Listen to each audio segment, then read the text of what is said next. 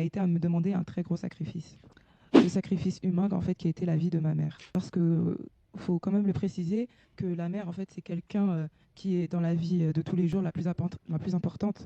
Et donc, vu que c'est la personne la plus importante, c'est la personne qui aura de valeur spirituellement à ce que le monde des ténèbres nous demande. Alors Cynthia de Pour le meilleur et à l'aveugle, est-ce qu'elle est sorcière? Oui ou non? Pour ceux qui ne savent pas ce qu'est Pour le meilleur et à l'aveugle, c'est la version française de Love is Blind, c'est-à-dire qu'il y a des candidats, des hommes et des femmes, qui sont dans des capsules et qui vont devoir donc se rencontrer et essayer de tomber amoureux. Et la finalité, c'est qu'ils se marient. Et Cynthia est en train d'avoir donc une lumière, mais pas la bonne, étant donné qu'elle est considérée comme étant une sorcière. Dans un témoignage, elle dit qu'elle aurait sacrifié sa mère, qui a eu une crise cardiaque, mais aussi sa grand-mère, son grand-père du côté paternel, et un de ses petits amis. Et ce témoignage est toujours disponible. Mais dans un premier temps, dites-moi si c'est vraiment elle que l'on voit. Elle dit qu'elle faisait des voyages astrales pour être formée à la sorcellerie alors qu'elle était dans le ventre de sa mère. Elle a mangé sa mère réincarnée en vache et la sorcellerie se transmet par la nourriture, mais aussi de manière génétique. En gros, si tu as un enfant, il peut devenir aussi sorcier. Bref, le mec avec qui elle va terminer, il va falloir qu'il fasse vraiment attention parce que ça peut être dangereux. Je ne sais pas du tout s'il faut y croire parce que les origines de cette vidéo,